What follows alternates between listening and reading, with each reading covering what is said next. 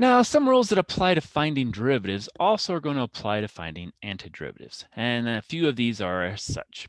So the constant multiplier rule for antiderivatives. So if we have k times f of x dx, and we're taking the integral of that, well, what we can do is we can pull out that k out front, and that's the same thing as taking the just integral of f of x dx times whatever our k was out in front. So we can pull that k out front, so that's a nice thing. Now, constant rule for antiderivatives here. If we just have a constant times dx and we're taking the integral of that, well, we're just going to get out kx plus c.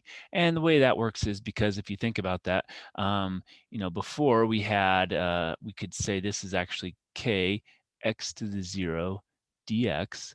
And so when we take it out, it's going to be k x 0 plus 1 over 0 plus 1 plus c. Well, x to the 0 plus 1 is just x to the 1, and over 1, that's over 1, and then that could all be reduced just to kx, so we don't have to worry about it. So that's how this one here works, because k by itself means k times x to that 0.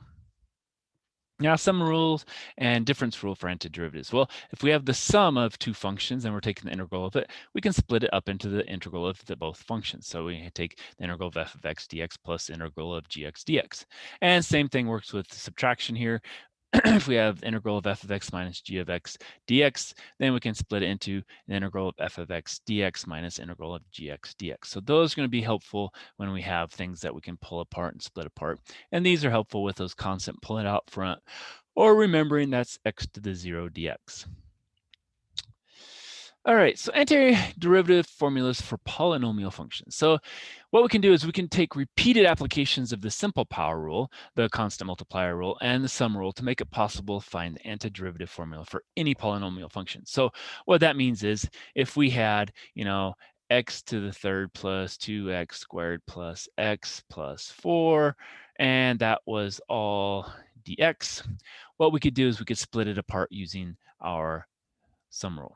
Okay, and so that would be just the same as the integral of x cubed dx plus the integral of 2x squared dx plus the integral of x dx plus the integral of 4 dx. Now, that 2x, we can pull that out front, remember? And same with, I guess that's the only one that has the power up front. So we can pull that out front and use the that constant multiplier rule. And so then it's really just 2 times the integral of x squared. And this one, remember, 4x to the 0. And we could take integrals of all of those. And that's how we can do polynomials. We just split it apart into those different pieces. But once you actually get going, you won't split it apart. You'll just say, okay, the integral of that's that, integral of that's that, the integral of that's that, the integral of that's that, and then you'll have your new function. Now, what if we want to recover a function? Well, recovering a function is a phrase used for the process. It begins with the rate of change function for a quantity, and it ends with a quantity function, okay?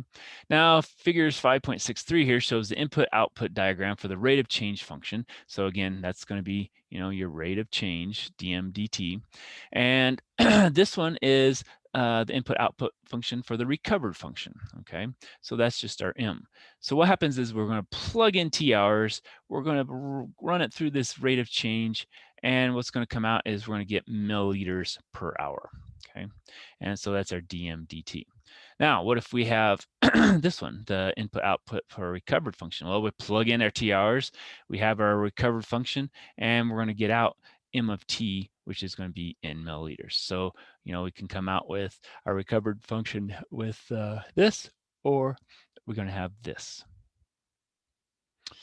All right, connections between derivatives and integrals. So for a continuous differentiable function f with input variable x, if we take the derivative with respect to x of the integral of f of x dx, what's going to happen is those integrals and derivatives are going to cancel, and we're just going to get f of x. Now, that's with the dx on the outside. What if our d is in the middle? So we're taking d dx of f dx. What's going to happen there? Well, what's going to happen is our integral is going to cancel the derivative, and we're going to get our f of x back. But because the integral is going to be for a general, we have to add in that c. Okay, and so it's going to be f of x plus c. So depending on which way you go, one you're just going to get f of x, the other you're going to get f of x plus c. Now, how does that work? Well, let's look at a couple examples. So for the first one, if we take the derivative with respect to x of f of x, and this is our given f of x, well, we plug that in and we have that. We can do it in order. So we'll do inside first. So we'll do the integral first. So that's going to give us 12x to the third divided by 3, which is going to be 12 divided by 3 is 4, so that's 4x cubed. Integral of that, well, it's going to be a minus, and it's going to be 8x squared divided by 2, and 2 goes into 8 4 times, so we have a minus 4x squared. And then this is our 1x to the 0, so that's going to give us a 5x. And then remember, we have to plus c at the end, okay? Now we need to take the derivative of that. Well, the derivative of that's going to be 4 times 3 is 12. Drop 1, it's going to be 2, 12x squared. Then we're going to take minus 2 times 4 is minus 8, and then x.